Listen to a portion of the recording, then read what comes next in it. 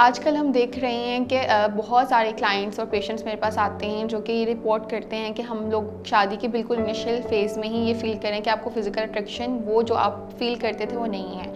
اس سے بہت زیادہ ایشوز بنتے ہیں, آپ ڈائیورس تک چلے جاتے ہیں. ڈائیورس ریٹ کے علاوہ بھی اگر آپ ریلیشن شپ میں تو وہ ریلیشن ایک ہیلدی ریلیشن شپ نہیں ہو رہا تو آپ وہ اسپیس میں آ جاتے ہیں اور آپ اس کو حل بھی نہیں کر پا رہے ہو, آپ کسی سے شیئر بھی نہیں کر پا رہے کیونکہ آپ کو لگتا ہے کہ ہاں یہ چیز ٹھیک نہیں ہے کہ آپ اس پہ بات بھی کریں, لیکن آپ ایک ہیلدی ریلیشن شپ کو انجوائے نہیں کر پا رہے.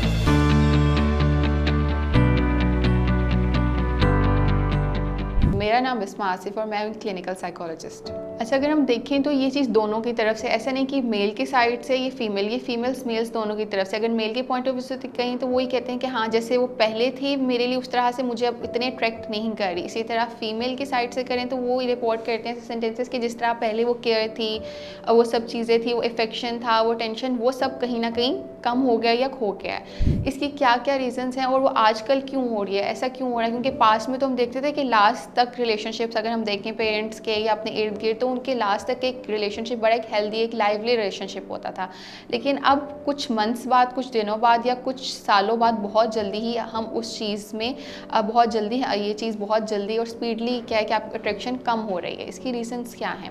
اگر ہم ریزنس کی بات کریں تو آج کل ہمارا جو کلچر ہے وہ کوئک گریٹیفیکیشن, ہمیں کوئک پلیئر چاہیے, ہمیں کوئک سب چیزیں مل رہی ہیں. ہم فون کو یوز کریں تو ہمارا برین اس طرح سے ورک کر رہا ہے کہ ہمیں انسٹنٹ پلیئر چاہیے.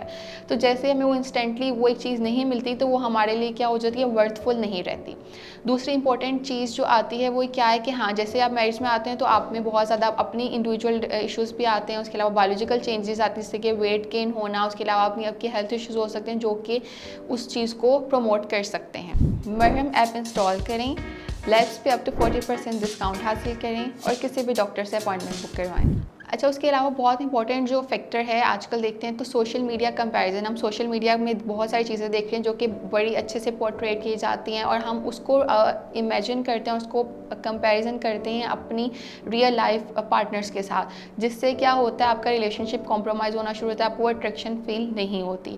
تھرڈ چیز کیا ہوتی ہے کہ ہم اپنے ریلیشن شپ کے لیے انریلسٹک ایکسپیکٹیشنس دیکھتے ہیں. جیسے کہ اگر ہم کوئی موویز دیکھ رہے ہیں, ڈراماز دیکھ رہے ہیں تو ہم ان کے اس ریلیشن شپ کو لنک کر رہے ہوتے ہیں اپنے ریلیشن شپ کے ساتھ کہ ان کا جو لائف ہے یا جو ان کے آپس میں جو اس طرح سے وہ شیئر کر رہے ہیں, ان کا جو پیار ہے وہ ہمارے ریلیشن شپ میں نہیں ہے. جبکہ ہم یہ نہیں سوچ رہے کہ وہ ایک انریلسٹک ہمیں چیز دکھائی جا رہی ہے, تو وہ آپ کی جو آئیڈیلائزیشن ہے وہ بھی آپ کے ریلیشن شپ کو کمپرومائز کرتی ہے.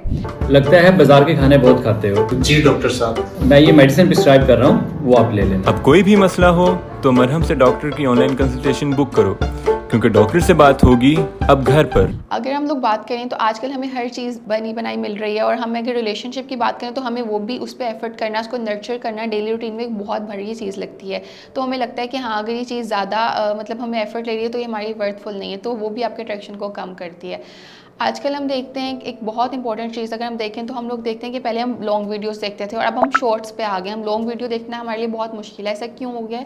کیونکہ ہمارا اٹینشن اسپین بہت کم ہو چکا ہے. تو اگر کوئی چیز ہمیں زیادہ اٹینشن ریکوائرڈ کر رہی ہے تو ہم اس چیز سے موو آن کر دیتے ہیں دوسری چیز کی طرف. اس کے علاوہ آج کل ہم دیکھتے ہیں ڈیٹنگ کلچر ہماری سوسائٹی میں بہت ان ہو گیا ہے. اس میں کہ آپ کو ملٹیپل آپشنس مل رہے ہوتے ہیں اور آپ کو اگر ایک چیز آپ کو اپنے پارٹنر میں نہیں مل رہی تو آپ کیا کر رہے ہیں, موو آن کر رہے ہیں اس طرف, کیونکہ وہ آپ کے لیے زیادہ اویلیبل ہے, زیادہ ایکسیسیبل ہے اور وہاں پہ وہ آپ کو اٹریکشن زیادہ فیل ہو رہی ہے, تو آپ اپنے ریلیشن شپ پہ فوکس نہیں کر پا رہے. تو یہ بھی ایک بہت امپورٹنٹ کمپوننٹ ہے.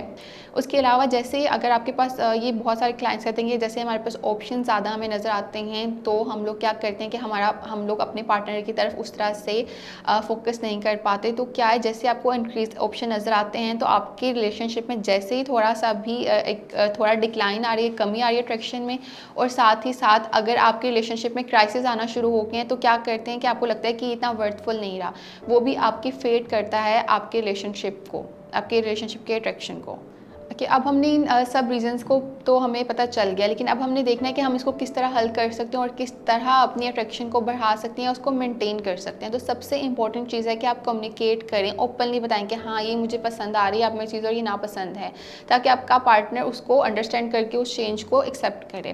دوسری چیز بہت امپورٹنٹ ہے کہ آپ کا ریلیشن شپ کبھی بھی ایک سیکوینس سے نہیں چل سکتا, ہر چیز میں چینج آتا ہے. اس طرح آپ کے ریلیشن شپ میں بھی چینج آئے گا, اس میں اٹریکشن میں, چاہے وہ ایموشنل کنیکشن ہے اس میں بھی فلکچویشن آئے گی. تو آپ اس اس چینج کے ساتھ چلنے کی کوشش کریں اور اس کو ایکسیپٹ کریں پازیٹیولی.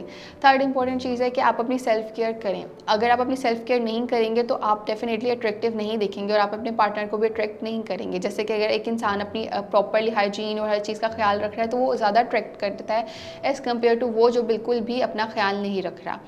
بہت امپورٹنٹ ایک چیز ہے کہ آپ اپنے ریلیشن شپ میں اپریشیٹ کریں. جیسے کہ ہم انیشیل فیز میں اپنے ریلیشن شپ میں بہت چھوٹی چھوٹی چیزوں کو ایفرٹس کرتے ہیں اور اپریشیٹ کرتے ہیں, اس طرح آپ اپنے اپنے پارٹنرس کو ڈیلی اپریشیٹ کریں, ان کی چھوٹی چھوٹی ایفرٹس کو, چاہے وہ بہت چھوٹی بھی ہیں لیکن اگر وہ ایفرٹ کر رہے ہیں تو اس کو اپریشیٹ ضرور کریں.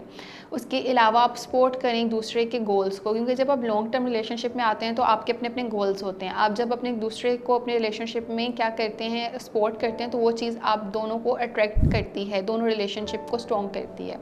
اور ایک بہت امپورٹنٹ چیز یہاں پہ جو سب سے اہم آتی ہے وہ یہ ہے کہ آپ کوالٹی ٹائم گزاریں. کوالٹی ٹائم کیا ہے, جو کہ آپ دونوں کے لیے ہو.